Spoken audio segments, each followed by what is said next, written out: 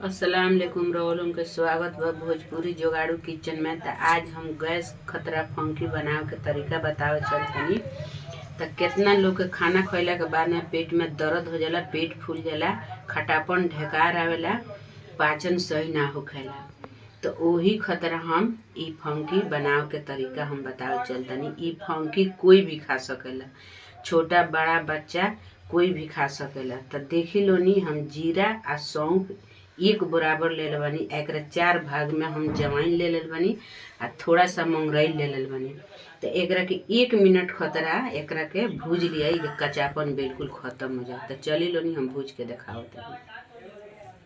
तो देखी लोनी कढ़ाई हम चूल्हा पर रख चुकल बानी आ थोड़ा गरम हो गल बा। ज़्यादा कढ़ाई गरम हो जाई तब ना डाले लोनी। पहले एकरा के सौंफ डाले लोनी, जे सौंफ मोटा दाना होखेला।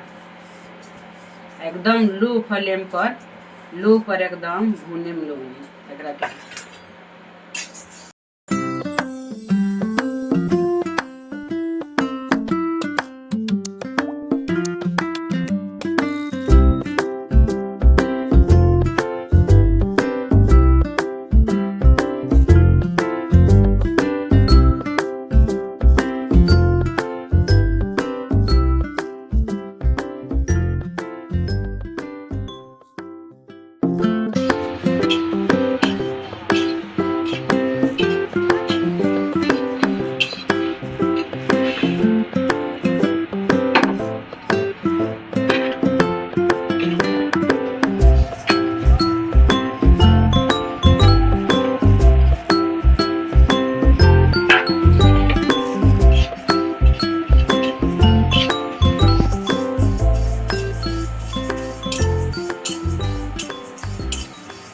तो देख लो हम चारू सामान के भूज के 1 मिनट कंप्लीट कर चुकल बानी।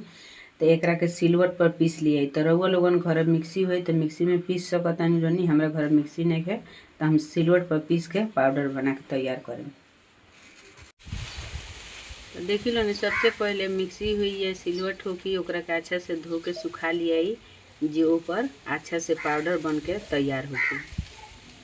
तो देखी लोनी हम सिलवट धो के अच्छा से सुखा ले बनी।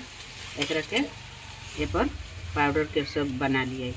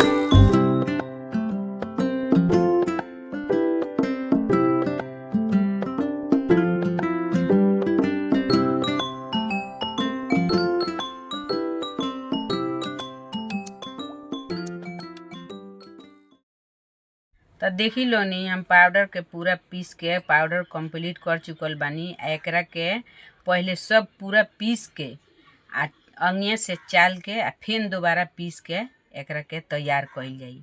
तो देखी लोनी हम कितना महीन पाउडर बना के तैयार कर चुकल बानी। अब एकरा में 2 गो चीज़ और मिक्स कइल जाई। तो चली लोनी हम देखाओ तनी। तो देखी लोनी आंवला पाउडर बा, एकरा के चम्मच से 2 चम्मच डलाई। आंवला पाउडर बहुत फायदेमंद चीज़ होला। आंवला पाउडर खाए के चाहिए या आंवला खाए के चाहिए, बहुत फायदेमंद चीज़ होखेला। ये काला नमक ये पाचन के लिए अच्छा रहेला। तो देखी लोनी ज़्यादा न डाले लोनी, थोड़ा डाल के एकरा के अच्छा से मिक्स कर लिया।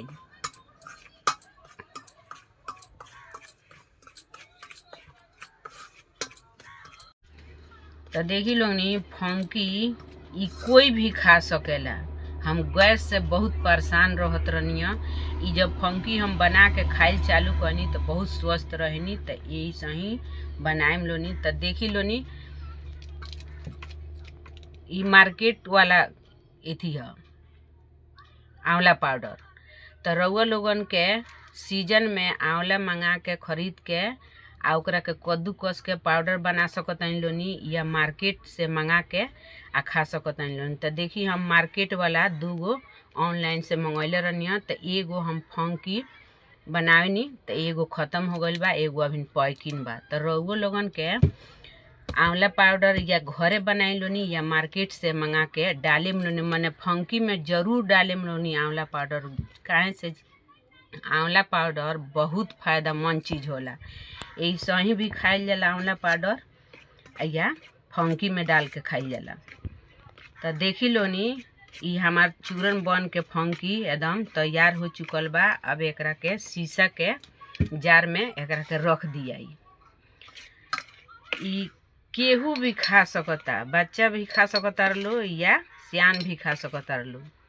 तो या गरम पानी से खाई लोनी, आ गरम पानी नहीं सूट करत तो ठंडा पानी से खा सकता लोनी। तो कभी भी चूरन खा सकता लोनी पाउडर। ई देखी लोनी खइला के बाद में शाम के खाना खइला के बाद में खाइल जाला तो और बेहतर होला। जे गैस से ज़्यादा परेशान रहता तो खाना खइला के 1 घंटा के बाद में जब सूते जाता तो ई पाउडर गरम पानी से खा लेनी लोनी, आ चाहिए ठंडा पानी से खा के सूते में लोनी। तो एकदम फ्रेश मियाज रही आ गैस भी ख़त्म हो जाई। आ या सवेरे खाली पेट तो ई पाउडर कबो भी खा सकतानी लोनी। एकरा से बिल्कुल गैस ख़त्म हो जाला। खटापन ढेकार भी आवेला, गैस से पेट फूल जाला, या पाचन भी सही ना होखेला। तो ई पाउडर बहुत अच्छा चीज़ बा।